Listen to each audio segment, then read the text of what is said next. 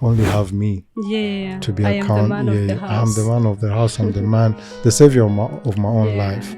Ariko ibyo ngibyo n'ahandi bikugeza mu gutakara, yaba izo nzoga unywa, yaba ari urumogi utangira kugira ngo na bya bibazo ugenda wibaza bimwe n'ibyo ubona bikakubabaza ubi drowning mu nzoga n'iki. Ariko hari umuntu wavuze ngo abantu ba drowning ibibazo byabo mu nzoga bajya bamenya ko ibibazo bizi koga. So at the end of the day, the following day, that's so sad. But ukuntu umuntu ateye, uko ugenda ujya mu kibi, uko ugenda ujya deeper in anything, yaba icy'Imana cyangwa se uribura.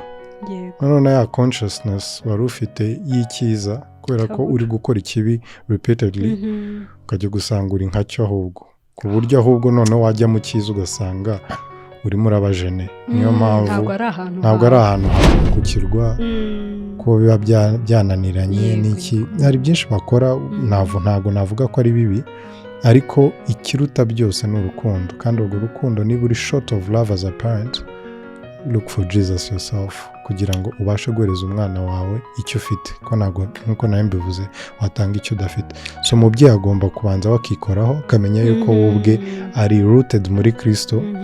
Ibyo byo ubwabyo dukunda kuko yabanje kudukunda, niko birivuga. We love because he first loved us. So urwo rukundo rwakwinjiyemo nk'umubyeyi, supplying the same love, ko n'ababyeyi bagira amakosa. Ariko niba Imana ibihangana, kuki se batakihanganira abana bawe?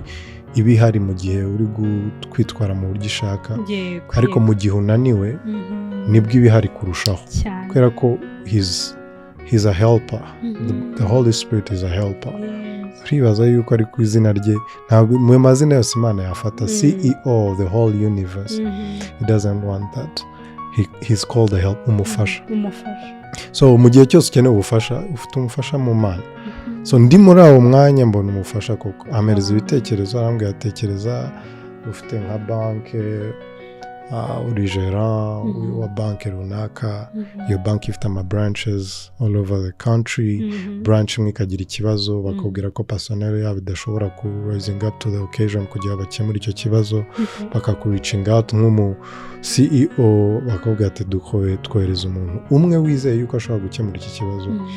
aho bafite contact z'ubu ngubu zitajya mu modoka. Uzi ko hari imodoka zigezweho ushobora kugenda 500 metre 1 kilometre urufunguzo warusiza, ariko igatangira kubwira yuko wasize urufunguzo. Rimwe nakubwira nidukomeza gutya uraza guhura n'ibibazo ushobora kugeza iyo ugiye, ariko ni inzima ndazima nzimye ntabwo ibasha kunyatsa. So even niyo waba ukijijwe rwose nk'icyo gihe, the reason why you still need to go to church, you still need to read your Bible, you still need to do all the things that you're supposed on a constant basis to be consistent in all these things, is because the Holy Spirit is your key. If you leave him behind, nubwo rwose utekereza ko you're okay, imbere uraza kuzima kandi kwa kabiri aza kugora. So that was it. Being a light means this is Sun Talks podcast, and I'm Sunny. Where I work, we also do a lot of mental health awareness, as you may know. I don't have something which pushes me, so kuko ushobora no guha umuntu ijambo ryiza kandi rishingiye ku bana banyu, kandi ibyo biraryoha cyane. And my mind was like I said wahala. Yeah. Chombwira mwana wanjye namenye ko ntunyabyaha, making a list.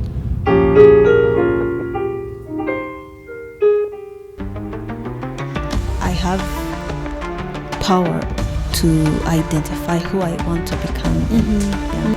Yeah. Niyo yari irimo iryo jambo ngo kopi. Urayimenye? Nafashe ifoto yawe mfite kopi yawe.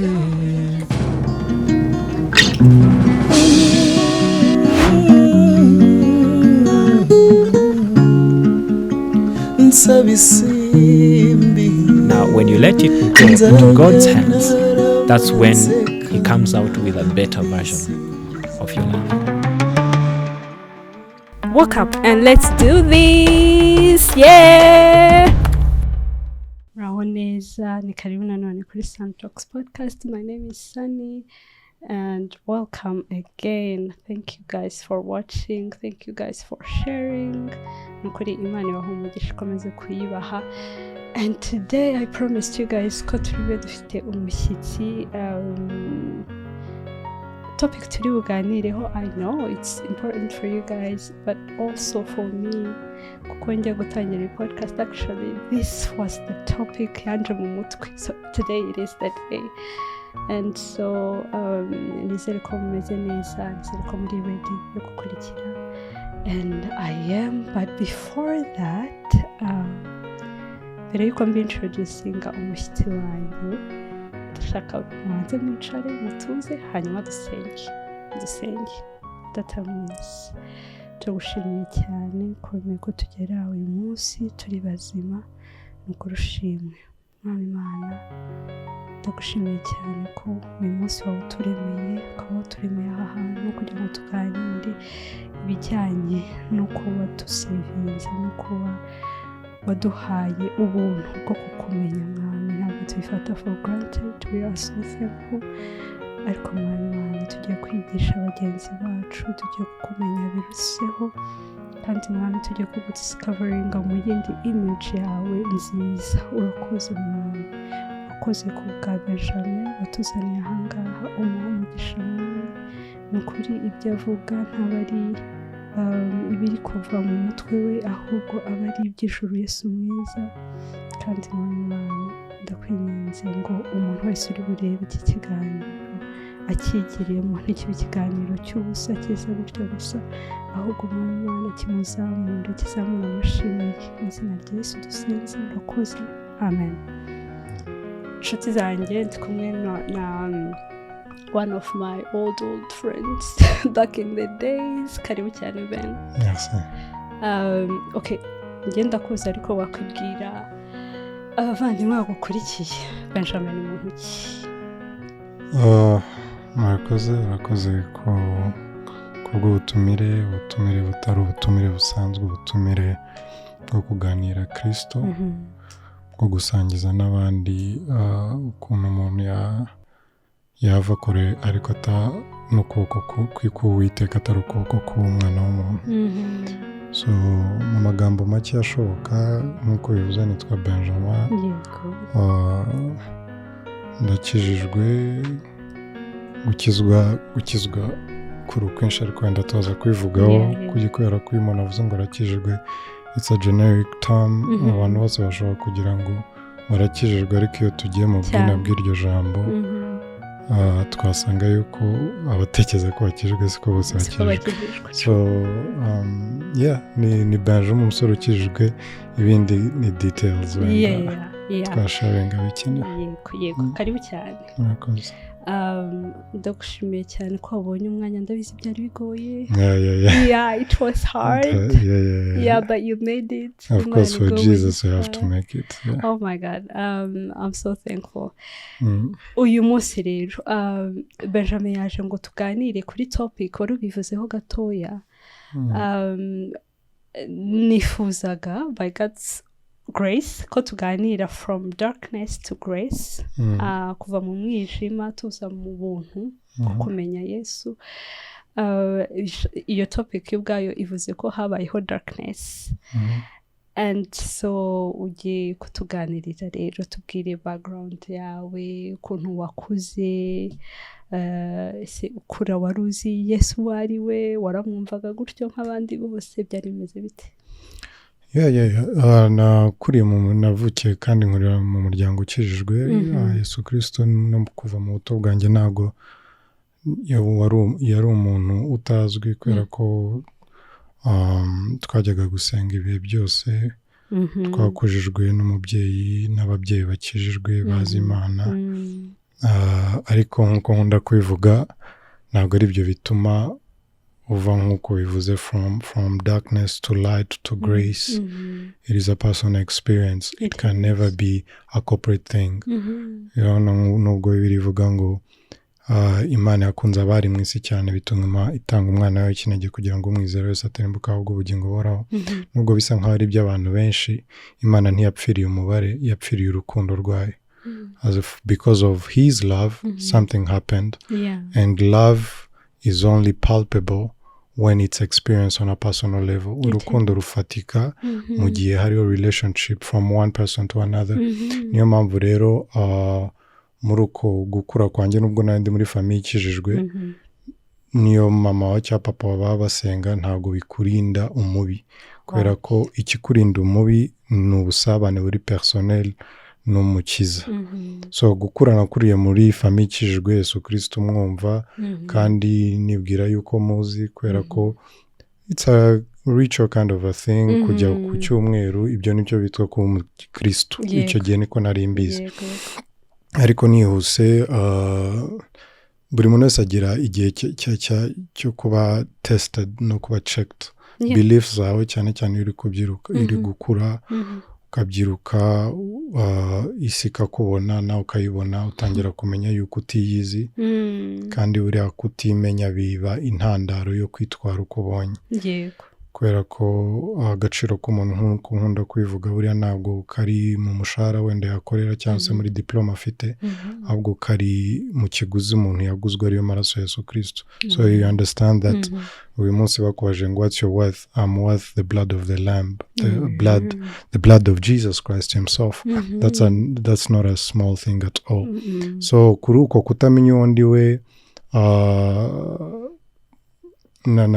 nageze n'ahantu nibaza yuko ese ko ibintu bigiye bitandukanye biba mu buzima bw'abantu, gukura wenda ababyeyi batabana, uva mu rugo rumwe ujya mu rundi, ibyo byose bigasa nk'aho bituma wibaza yuko ko bavuga yuko Imana ifite urukundo kandi ikunda abana bayo, kuki tubona iki ni ikibazo buri muntu wese yibaza. Actually nsanye thank you for saying it. Nzanye n'umumotari uriho aribaza the same question. Ni gute Imana yemeye konsha muri struggle, trouble nk'iyi ngiyi ndimo. He can't get it. So wabiciye mute? Ubwo nyine haciyemo imyaka myinshi ibibazo byo kwibaza se Imana ibaho cyangwa se nibibaho kuki ndimo ndabona ibyo ndi kubona, mbona abandi iruhande bababaye, nanjye ubwanjye mbabaye, nishakira ibisubizo byo kugira ngo koko ntago nandi proche cyane ku babyeyi banjye nk'uko abandi bana nabibonaga ari proche ku babyeyi babo. Bituma rero nsa nkaho niragira nk'icyura muri ubwo buryo. Urumva nk'umujene, umwana uri muri S3 S4 aho ngaho batakarira niyo waba rwose ntabwo navuga yuko intandaro y'ikibazo ari uko udafite ababyeyi bari proche kuri wowe. Niyo myaka nakubwiraga yo kuba checked and tested. Your beliefs are shaken so that we can see what kind of foundation are you built on. So muri icyo gihe rero njyewe noneho bigakubitiraho yuko ntabwo umubyeyi wanjye, papa wanjye yabaga mu mahanga, mama wanjye nawe urumva ashugurika mu buryo bumwe cyangwa ubundi kugira ngo tugire uko tumera neza. So urumva ndi umuntu uri aho ngaho, ndi umwana uri aho ngaho ushobora gukora ibyo ashaka akanabihisha ntibabimenye. Ariko njyewe numvaga ndi umugabo, kubera ko niba udafite umugabo nk'umubyeyi father figure mu buzima bwawe, wumva yuko okay, at the end of the day I only have me to be accountable. I'm the man of the house. I'm the man, the savior of my own life.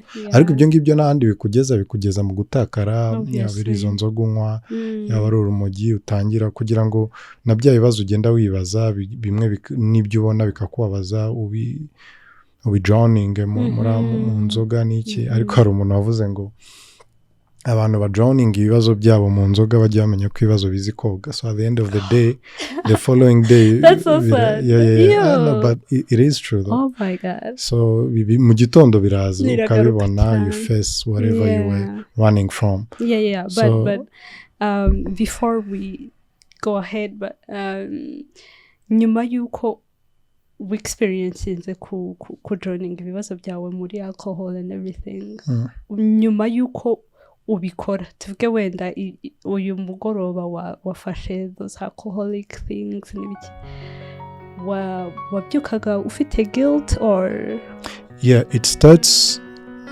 nko mu minsi ya mbere biraba you feel guilty and remorse and all remorseful n'ibyo bintu byose ariko ukuntu umuntu ateye uko ugenda ujya mu kibi uko ugenda ujya deeper in anything yaba icy'Imana cyangwa se uribura none ya consciousness wari ufite y'icyiza kubera ko uri gukora ikibi repeatedly ukajya gusanga uri nkacyo ahubwo ku buryo ahubwo noneho wajya mu cyiza ugasanga urimo urabajene niyo mpamvu ntabwo ari ahantu hawe ariko bitangira wumva yuko ibi ntabwo ariko nyamara nakagombye kuba ameze ariko birashoboka yuko ucecekesheje iryo jwi bitewe no kubikora ufite n'utu excuses nk'uko nakubwiraga dushobora kuba twumvikana ndababaye yerekanywe ndabona ubuzima ntabusobanukiwe nta myaka 100 ibyo ni ibintu byose umuntu ashobora kuvuga cyane nta myaka 100 irakoreshwa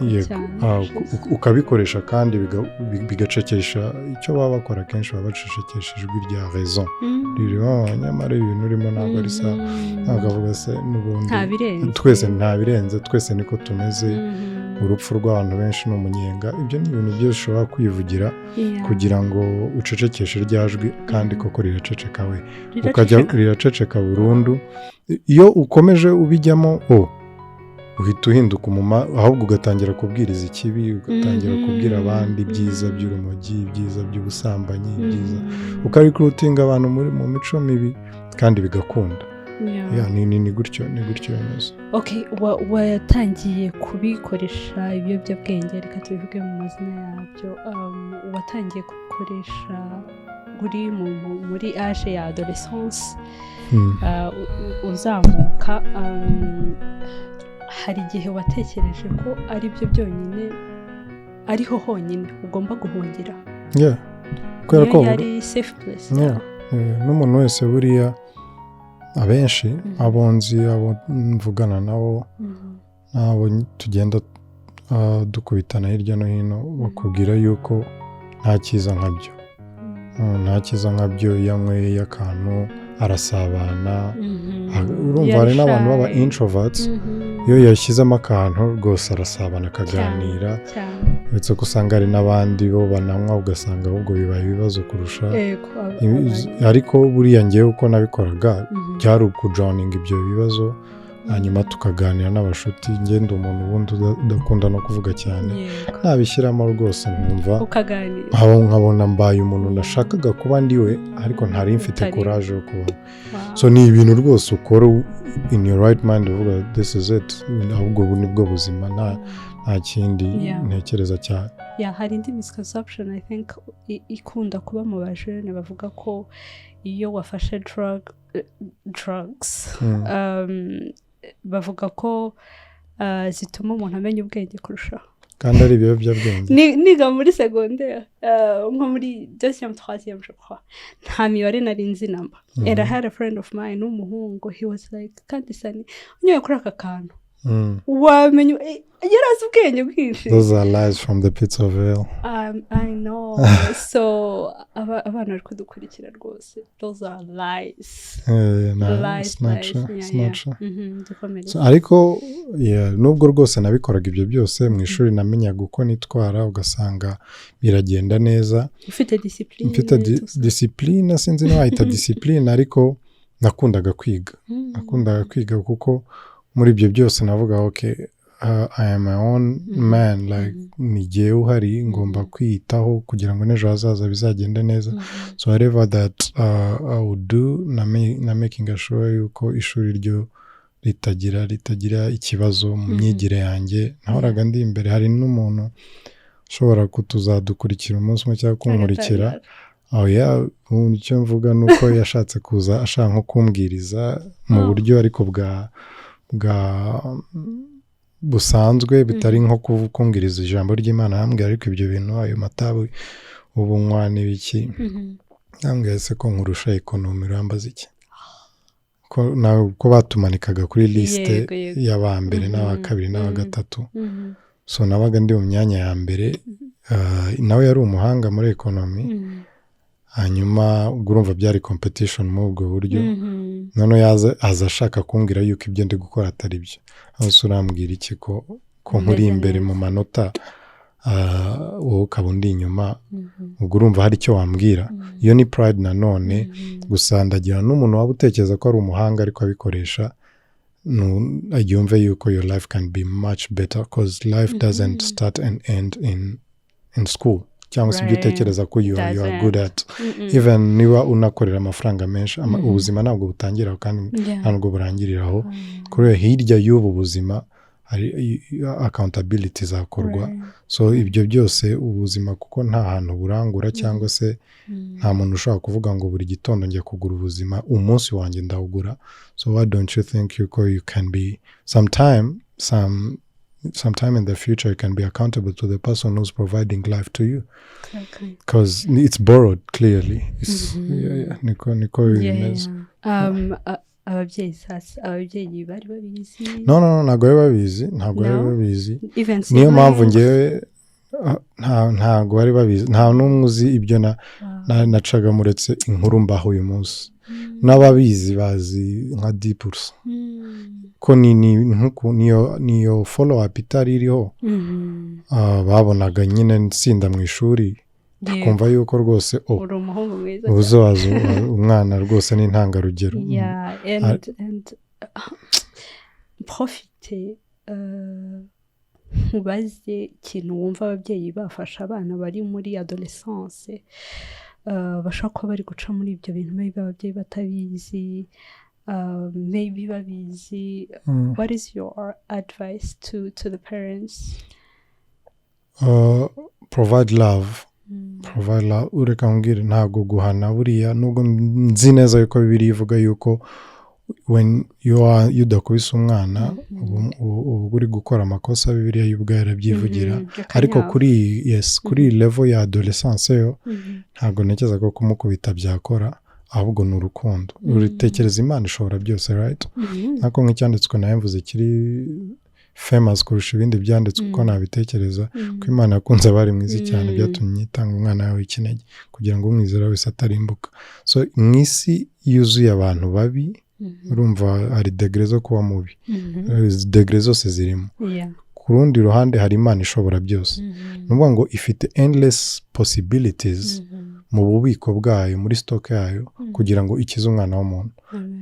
Ntihazamo akanyafu, ntihazamo kubica, ntihazamo kubaha ngo batunganirwe.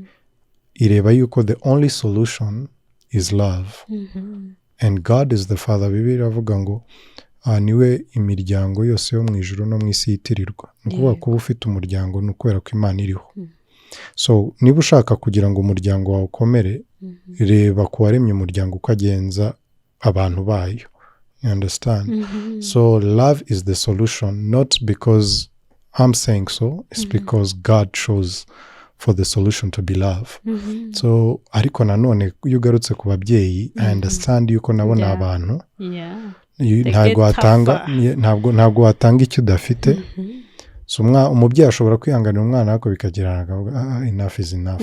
Bamwe bakabajyana kubareresha, nibwo nanze kuvuga, hari abajyana ku kirwa ko biba byananiranye n'iki. Hari byinshi bakora, ntabwo navuga ko ari bibi, ariko ikiruta byose ni urukundo. Kandi urwo rukundo, niba uri short of love as a parent, look for Jesus yourself, kugira ngo ubashe guhereza umwana wawe icyo ufite. Ko nkuko nawe mbivuze, watanga icyo udafite. So umubyeyi agomba kubanza wakikoraho, akamenya yuko wowe ubwe ari rooted muri Kristo.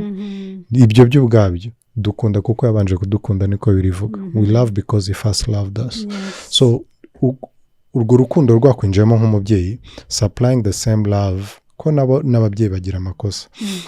Ariko niba Imana ibihanganira, kuki se batakihanganira abana babo? So niyo umwana yaba ameze ate, ugatekereza ukuntu nawe kuva mu buto bwawe ibyaha byawe se twabibara. Imana igiye kuguholding accountable ku byaha byawe n'ibikorere yawe nawe n'imirimo yawe. Ntago rwose iyo imibare ntago iriho, ni amazillion n'amatrillions.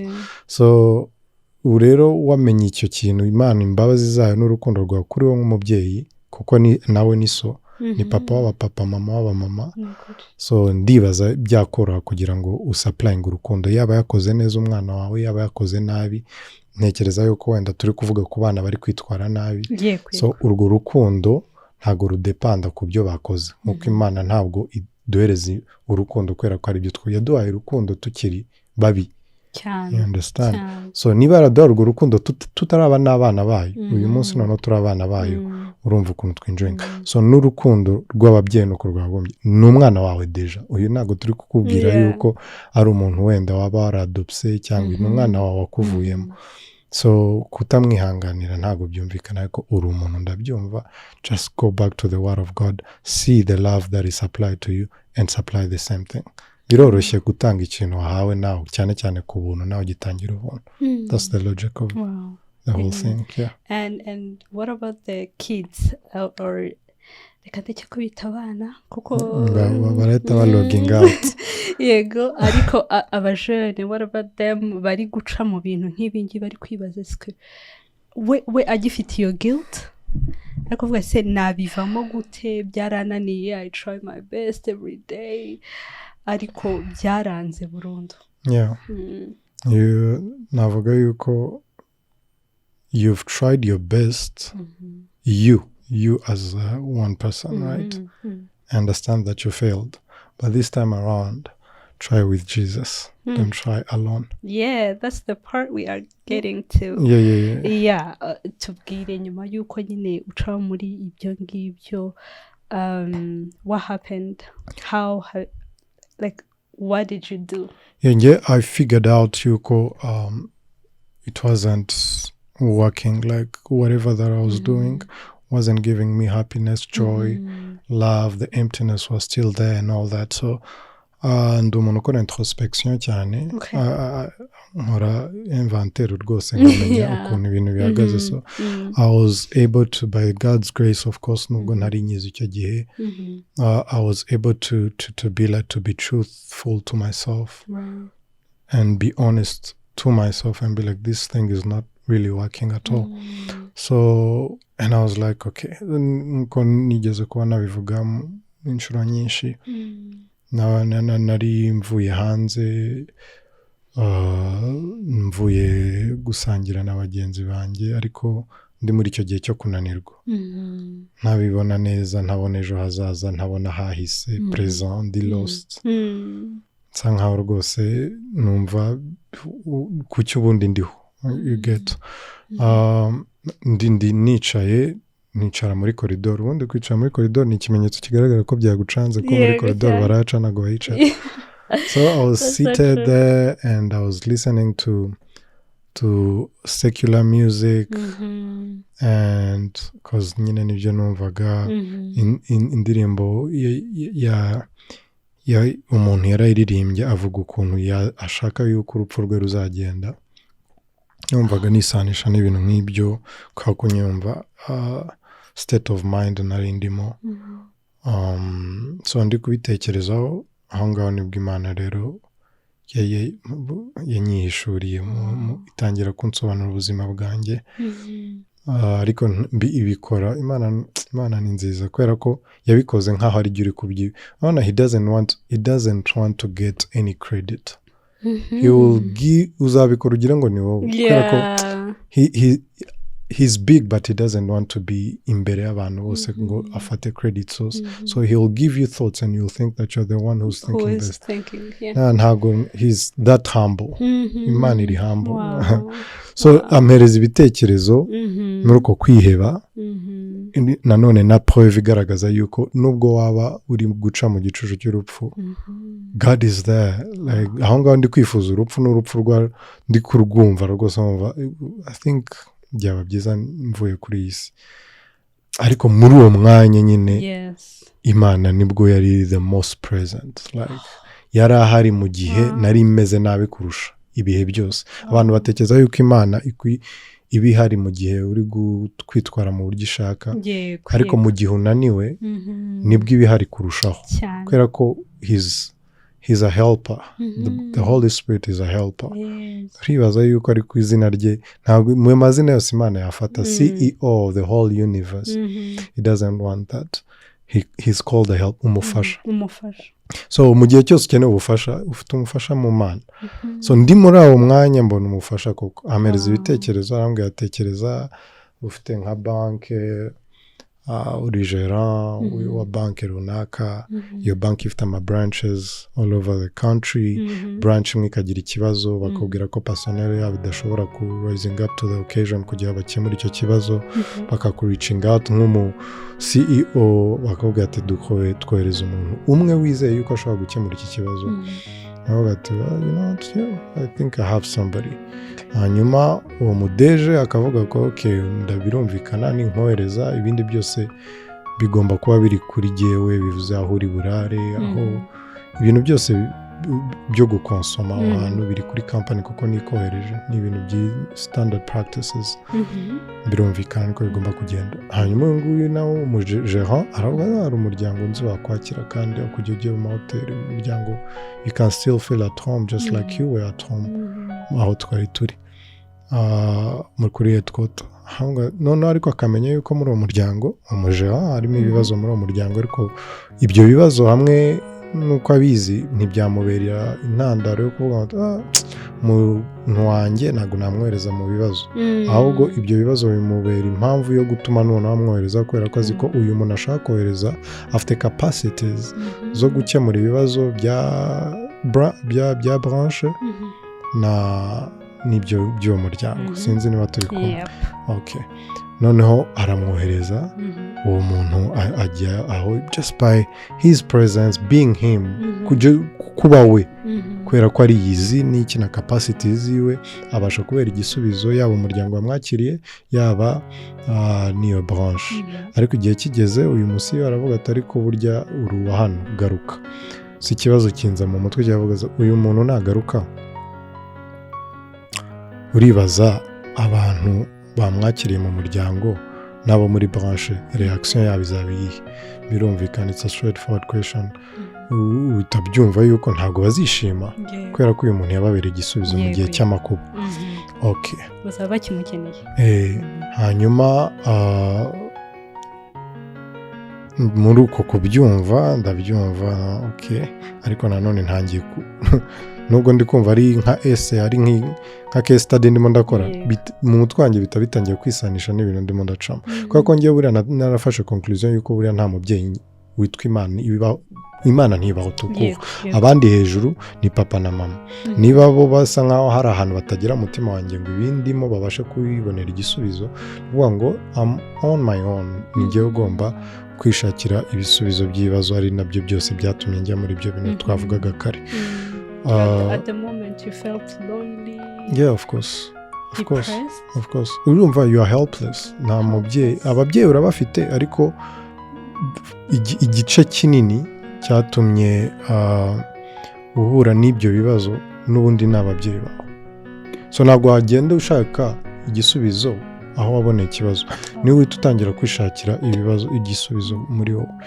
So muri gihe naje gufata conclusion yuko nta Mana ibaho, hari ababyeyi banjye nabo baraho ngaho, of course bakora uko bashoboye, buriya ababyeyi tujye tuba ko byahemeze kose abakoze uko nuko nyine nk'abantu they have their shortcomings also. So ariko ngewe ndaho rero ntangiye kubitekereza ahantu deliverance yanjye ya mbere aho yabereye, nuko nabonye yuko uwo mujera ni nk'Imana, uwo udeployinga umukozi wayo mu muryango ndetse no mu itorero ku isi, akaba ari fully equipped kugira ngo abere igisubizo umuryango we niyo branche, right? So uyu muntu rero kubera kutimenya ashobora kugira ngo ibibazo biri mu muryango we niwe byaziye kandi yana giving up easily, kubera ko you don't know that you are the solution because you don't know your capacities. So byose bigarukira mu kwimenya uri, but you don't know who you are because you are not saved. The real definition of a human being is found in Christ Jesus, because Christ Jesus is the one that created you. Iyo ushaka kumenya ikintu kuri devices sophisticated, ushaka kumenya ukuntu nyine from the inception stage ukuntu bayikoze n'icyo ari cyo ujya ku muntu wakiremye, right? So abantu benshi baratakaye kubera ko ntabwo bari in contact with the person who created them, bigahita bituma na capacities zawe zo gukemura ibibazo zitagaragara, utazibona, ukatangira no kuneshwa n'ibintu wakagombye kuba clear within a snap of a finger wabikemuye, right? So ntangira kubona yuko okay, there's somebody who sent me here. So aba bantu nabanyaki, abo nita ababyeyi, abo nitaga imana zanjye ntoya na shortcoming zabo nabo nabanyakiriye.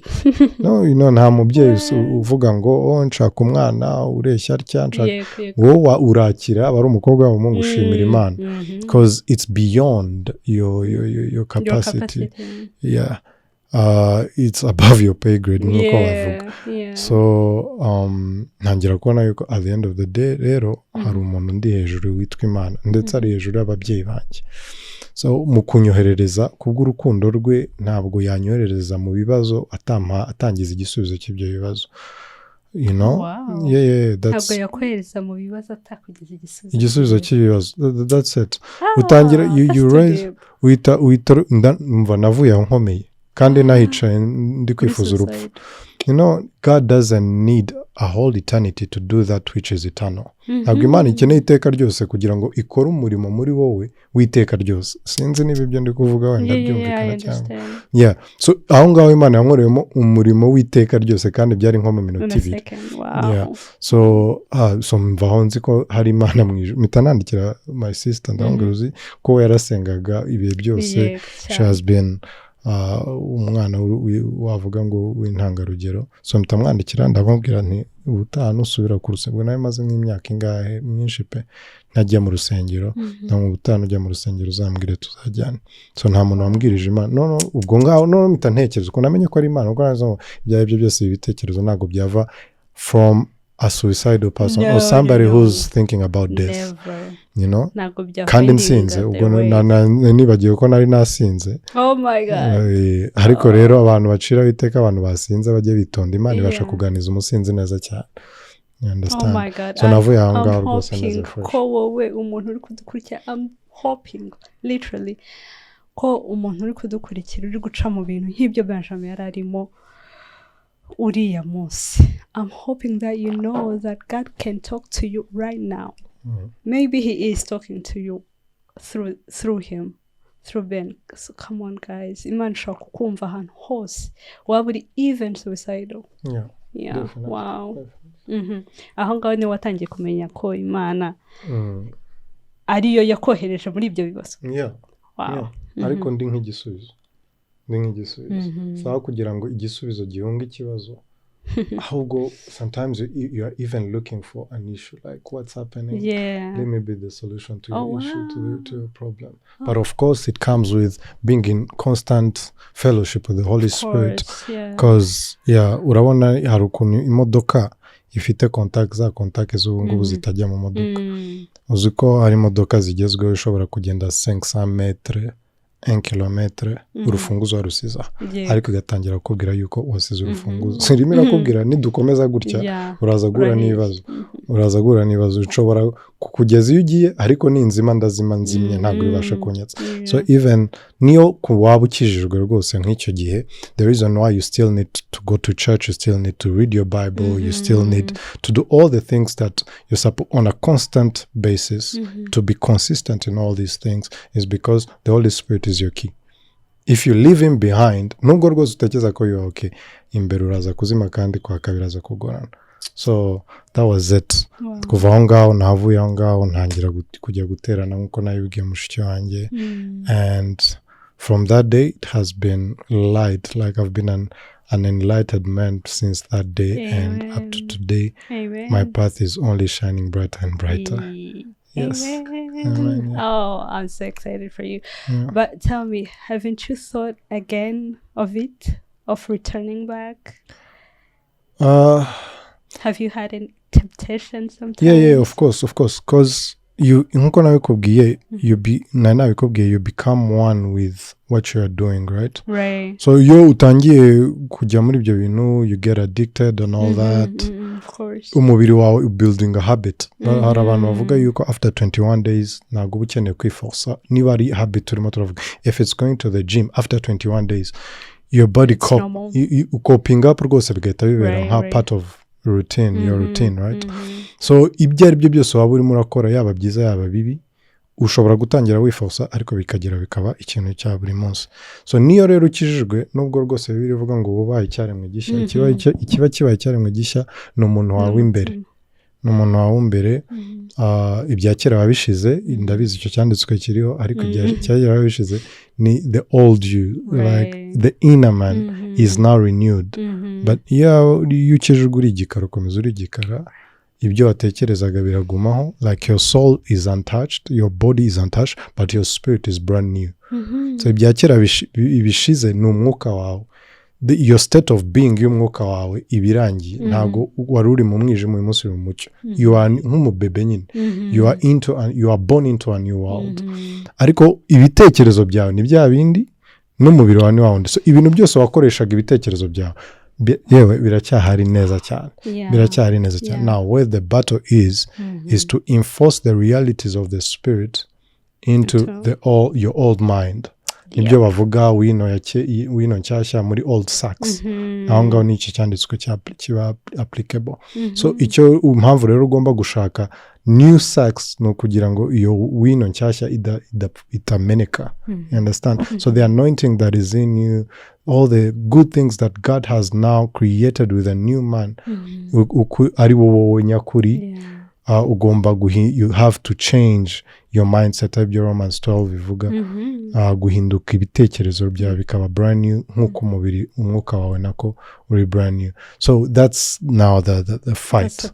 That's the process. It's a process. Nk'uko kandi ibintu byose by'Imana, it's a process. Ntabwo ari uko wenda iki ngiki ari cyo kigoranye kuvuka, nta uvuka ngo abe umugabo in a day. Ni ibintu byose bifata imyaka kugira ngo. So you have to be patient with yourself. Niyo waguye umunsi, you can fall 6 times. Don't worry, the helper is there. He's called the helper because he expects you to fall short. Yeah? Yes. You don't kandi helper rero ntabwo ari nanjye wimwise uyu munsi, ni Yesu Kristo ubwe wabyivugiye. I will send you the helper. Yeah, ni Yesu Kristo ubwo he expects you muri uwo mubiri yuko ushobora kugwa. But he will be there. And also ntabwo ari nko kuvuga yuko you'll always fall. No, umwana kameme kugwa hari stage tubona yuko biri normal yuko ugwa. Ariko ku myaka 10 ugenda ukambakamba, something is wrong, right? So as he helps you, you get strong. He provides the grace that you are talking about. When you receive the grace with a humble heart, you get strong. You become like him. Bibiliya iravuga ngo yaragerejwe mu buryo bwose ariko ntiyabasha gukora icyaha. So that's the strength that the Holy Spirit is supplying in you. Ariko it's by grace, ntabwo bikorera. You are falling, but that grace is being supplied. Yeah. So as you receive, you keep on receiving. Ntukemere ko guilt ikugumiza hasi, because you are forgiven. Before you walk in Baba's, you are forgiven, right? So this kind of forgiveness is not the intent. Ntabwo ari kugira ngo uhore, ahubwo ni ukugukomeza. Ni ukugukomeza ko umubyeyi wawe kuba akuruhira yishyura minerval buri gihe ntabwo bituma utsindwa, ahubwo yakwibukije umuruho we bituma ahubwo ukora kurushaho. So kugaruka cyane ukibuka ibyo Yesu Kristo yakoze ku musaraba, the grace, the forgiveness, bituma nawe uzinuka icyaha. Yes, ubuntu nicyo bukora. Ubuntu butuma tuzinuka icyaha, ntabwo butuma dukora ibyaha kurusha nk'uko abantu benshi wenda bashobora kuba babitekereza. Yes. So hari bashobora kuba batazi umuruho, because it's by grace, but when it comes to Jesus there is a price. Amaraso yaramenetse. Yeah. So iyo ukomeza ubitekerezaho biragukomeza, nubwo wagwa uravuga okay, I need grace. You go to the Bible, you read, you fellowship, you worship, you get to know him. Actually kugwa ni ikigaragaza kutamuzi, kuko kumumenya bigusiga gusa nawe. Ni gutya Imana ikora. Kuko baravuga ngo hari igihe icyo uzaba muragendana, hari umunyarwanda wavuze gutyo hano. Rero iyo ugendana n'Imana cyane, nubwo wagwa, the end result uzasa nawe tu, usa nawe. Aho ngo nitumureba tuzasa nawe by rapture niba nitumureba tuzasa nawe. It's by beholding onto Jesus that you become like him. Urebye nka Petero kumanuka kwe mu mazi nuko yari atangiye guhereza amatwi ye ibintu byari bimuzengurutse inkuba n'ibiki byose. You see, so even as you are ushobora kukijwe you fall. I understand you, but the reason why you are falling is because you don't know Jesus. So what has to be done is not culpability, guilt. No, it's focus on Jesus. You know, focus on Jesus. As you focus, don't focus on the sin that you committed. Focus on him that rose for you, that died and rose for you. As you focus on him, you won't fall again. You won't be falling every time. So as a Christian, it's possible to fall. But the remedy now is beholding unto Jesus, because ni nka Petero cyanditswe kiragaragara. Iyo utangiye kureba ibyaha n'ibikuba bya Satani aba yateje, you start to fall deeper. Iyo witegereza icyaha kurushaho, you fall deeper. That's how it is. Ariko when you focus on Jesus, he is a helper. Aragufata akakuzamura hanyuma akabasha kugushyira ahantu hari safe, nk'uko yabigenje kuri Petero muri iriya joro. Wagira nari mara ariko buriya nari marito. Amen. Imana ishimwe cyane ko itemeye ko ugenda ririya joro. It should have been horrible, ariko Imana ishimwe ko yakuzamuye. Noneho icyiza cy'Imana rero ibikora mu buryo bwayo. Uburyo buzaba buri personnel. Ntabwo mwigeze mubimenya. Ntabwo twigeze tubimenya, ariko noneho ni keeping a secret. Oh my God. And again, ikindi nuko yabikoze mu buryo bwayo, because iriya histoire wavuze nta wundi muntu yayiha. I'm very certain. It is yours. It is mine. Yeah, it is yours and it is perfect. Ndashima Imana cyane. Yagukuye ariko ndanagushima nawe. Wemeye kwemera, kumva, ukamenya ko ariyo, ugacapturinga, ukamenya ko ari cyo gihe cyo gukira. And what an amazing journey it has been. Imana ishimwe cyane. Dusoza, we are ending. Ndagira ngo ugire inama buri muntu wese waba ari kutureba, maybe ari guca mu bintu biri. Nkunda cyane gusoza ikiganiro ndi kusaba abatumirwa kubwira nk'umuntu uri depressed, surtout ko we waciye muri icyo kintu. Umuntu uri depressed right now, suicidal, uri anxious, ufite those whole thing, ufite mental illness zikomeye, atekereza ko atazigera akira. Maybe yasearchinze ahantu hose, yanyoye ibiyobyabwenge, maybe yagiye kwivuza, ibyo bintu byose yabiciyemo tusa. What is the remedy? How would they be healed? So Bibiliya, of course, handi ntakuri igisubizo. Bibiliya iravuga ngo nta rindi zina twahawe ryo twakirizwamo uretse rya Yesu Kristo. Kandi izina rye riri hejuru y'amazina yose. That's a fact. It's not, ntabwo ari ibintu tuvuga kubera ko byanditswe cyangwa se kubera ko twafashe Bibiliya nk'aho ari igitabo gikomeye kubw'impamvu z'abazungu. You know, it's our own life. It's something that we have seen with our own eyes. We experienced. We touched it. We touched this salvation. We heard of it, but now at this point we've seen it and we have touched it. Right? So it is in Irakiza. And it is in a, urumva iyo bakubwiye ngo izina rya Yesu riri hejuru y'amazina yose, nkuko nkunda kwivuga, ubwo depression irimo pfa kuba ari indwara ifite izina. Igihe kwa muganga hariya bidesize kuri izina ritari rye munsi y'izina rya Yesu Kristo. Ntekereka niba bashobora kuzabiceceka niba ari izina. Then we can be like, okay, biracyari muri laboratoire. But igihe cyose icyo kintu gifite izina kiri munsi y'izina rya Yesu Kristo. So depression ntabwo iri hejuru y'izina rya Yesu Kristo. You see, njye nanjye natekerezaga ko ntashobora gukira depression kuko muri university ho kuko wumve yuko ari ibintu nabanye n'imyaka nabyo nanakijijwe ndi depressed. Ndakijijwe ariko ndi depressed. Byambayeho nandi muri university numva nshaka no kuva mu ishuri. ijoro nkaryama nkabyuka nka 3 am umutima wanjye urimo kubita 100 l'heure wagira mvuye kwiruka kandi mbyutse. Yeah, it was crazy. And iyo uri muri iyo situation bakakubwira yuko bishoboka gukira ntabwo byemera. Yego cyane. Yeah, but birashoboka kuko njye ndiho kandi ntadi urabambwira kandi iyo Yesu Kristo agukijije ikintu. No, I look for the pain. Like I sit down, I search myself. Where is the pain? It's impossible. Ntabwo nshobora kuba depressed nanone. It's like an antidote. It's like ni nk'urukingo. Imana yanteye urukingo rwa depression. Niyo hambaho iki ntabwo bishoboka. Ariko wenda iyo njya ko nagiye muri therapy, iyo nshyira imbaraga cyane muri therapy, nkirengagiza iby'Imana. Uyu munsi ko hari abantu bafite therapist for years, 5 years, 10 years into therapy. Ariko ngende umuntu wakoze therapy igihe gito kurusha abandi, nagikoze nk'ukwezi kumwe. Baramuze ko ibintu byose twumva umeze neza, twakoncludinze ibintu. Aho nanze ukora umuganga ukunda amafaranga, ushaka ko kubihagarika ahubwo you're okay, you're okay. I was like, this is marvelous.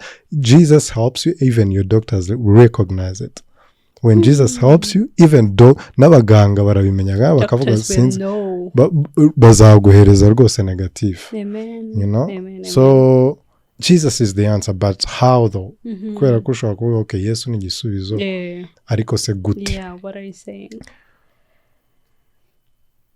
Kahungira ahantu hose aho bava bakagera ugomba kwisunga umuntu. Ugomba kwisunga umuntu ukomeye, because even when I was ikintu ntazi no gusafaringa njyenyine. I do not know how to suffer alone.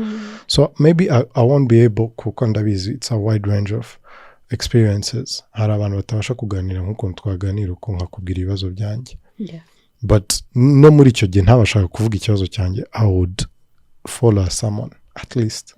And God is with me, of course. Why do I know that? It's because the someone najya nkaklikinga ntabwo nashyiragaho, ntabwo nasearchingaga. Hari abakozi b'Imana nkurikira igihe kinini nkaklikingaho nk'amateraniro ku cyumweru turi kwa mbere nkata nsanga ya addressinze ibintu neza ndimo ndacamo. See, this is when you know that God knows you. Like he knows what you're going through. Because it can be a coincidence. Coincidence is when God chooses to be anonymous. Uzi Imana ishaka kujya inyuma y'igikuta kujya ntigaragara. Bavuga ngo ni coincidence. Ngo byahuriranye. Nta guhurirana kubaho, nta kintu gipfa kwikora. So I listen to sermons. That's what I used to do. If you can talk to somebody, but not just anybody, a person who's rooted in Christ Jesus, talk to them. Choose well, of course. Choose well. Kubera ko nko twavuze nta muntu wagwicya adafite. Look at shaka umuntu wabiciyemo abivamo. Kwako ntumbwire yuko uyu muntu deja nawe aranywa asa nk'umuntu usa nkaho ari guhunga ibintu. Ni buhungiye. You'll be shocked. Ahubwo kugira umere neza murasubirana inyuma. Cyangwa usanga urimo urakora ibyo arimo arakora kandi ntacyo biri kutugeza. So you look for somebody. You look for a preacher. You look, may God give you somebody who can preach to you. Ariko preach you akakubwiriza ubuzima. Not ibyanditswe ni byiza, but when you bring scriptures out of the Bible, you apply it in your life and be like, this is what happened when I use scriptures in my life. This is the experience that I can give you. My own experience. Nagori ya Paulo, Petero, Yohana. No, this is me, like Benjamin. I'm giving you my own experience. That can help somebody. Niyo mpamvu ubuhamya ari ikintu gikomeye. Niba ngibi uyu murimo gukora ari ikintu gikomeye. Because when you talk to somebody who've been through it, akabyumva, you are going through this, wenda ejo byari bimeze neza, uyu munsi bimeze nabi, yamanutse. Ibyo bintu ni gutyo bimera. Nanjye nabiciyemo. It's not the end of your life. It's not the end of the world. Tomorrow is going to be better. Ni nk'ukuntu nyine as you are walking nk'umwana urimo uragwa, because depression cripples your emotions. Oh, it does. Yeah. Usa nkaho nyine uri kwiga nk'umuntu utazi kugenda. But it has to be, a patience has to be in there. But from where? From who? From a person who's been there. So nta bundi buryo ubufasha. You have to be humble at the end of the day. You have to be humble and know that this thing is too hard for you to handle. Yeah. So as you are getting there, as you decide to be humble, God is going to ask God to send somebody on your way. Pray about it. Pray about it, because igihe cyose Imana ikoresha umuntu kugira ngo igira icyo ikora. Yeah. Imana nta na rimwe izava ku ntebe yayo ngo ize ngo yicare Yeah. mwariya ngo Yeah. itangire ngo he always passes through Yeah. people, but people who are depressed are also they are prideful. They are full of pride. Yes. They are proud. That's why utwara n'ubuzima. Maybe I cannot go into that. Utwara ubuzima because you think that there is nothing in this world that can handle your issues. So ako ga pride kagomba kuvamo, ukurira ariko unarire na pride imanuka. Oh, I need help. That's the hardest thing when you are depressed, to accept that you need help. And because you need help, you are going to bow down to whatever help that God sends your way. So ugomba kuba humble and ask God to send help your way, and He's going to do it. Igihugu cyose nka Israel kiri muri Egypt, Imana yohereje umuntu umwe. Ntabwo yohereje bata, yohereje Mose. Isi yose kugira ngo icungurwe, Imana yambaye umubiri. Yari kuza nk'Imana, ariko yambaye umubiri kugira ngo ize nk'umuntu ikiza abantu bose bari mu isi. So your case is not special. Your case is not special. Ntabwo uri uwa mbere uciye muri ibyo bintu. God can send somebody if you allow Him to. Maybe they have people who are talking to them, but they don't want to listen. So allow God to talk to you through predications, sermons, through your best friend who prays, and that's how that's how I came out of it. I just was, now this is too much for me. Ubwo ndi kuvuga atari ibya university, byo byari even too much. Yeah, I allowed people to talk into my life, call my pastor. This is what I'm going through. Can you pray for me? That is a lot. Uyu umuntu ashobora gupfukama akavuga izina rya mbere y'Imana, umwanzi arakabura umusengera. Satani buriya arakabura umusengera. Niko bimeze. So this is how I got out of it. People prayed for me. I talked to people. I was humble enough to be like, I cannot do this on my own. And see me now. I'm okay. You're okay. I'm fine. I'm not okay. I'm doing good. I'm doing very fine. Amen. Marvelous. Oh, Yes. Jesus. I'm so excited for you. Amen. Thank Amen. And actually, come on, who could passing through depression and everything, vulnerability is one of the key. Yeah, ujya gukira ikibazo arakirata. No kuri pe utangire ukirate ukibwire bagenzi bawe, and God will send you someone to help you to talk and to help you, but through the scripture, which was in Or they can reach out to us. Yes, you can reach out to this man who passed through it. They say, one of my friends said, ngo ubuntu waciye mu kibazo nk'icyo uri gucamo ngo the hearts connect. And so I'm hoping that your Our hearts spirits are will connect. that they connect, and whoever wants him, talk to me. I'm right here, and yes, we are ready to help, to pray for you guys. Mwandike muri comment section, whoever wants a special prayer, we will pray for them. Imana kandi irakora nk'uko mwabyumvise, Benjamin umuhamya wo kubihamya, and what a great testimony that he has. Imana iguhe umugisha cyane. Yes. Thank you so much. Thank you for the time. I know it wasn't easy, and I'm thankful to God that helped you through all of those. Ariko nanjye akamfasha nkakubona. Imana ishimwe cyane. And mwakoze cyane kudukurikirana. Nizere ko tuzabonana next Thursday. Imana ibahe umugisha. Ciao ciao. He comes out with a better version of your life. Wake up and let's do this. Yeah.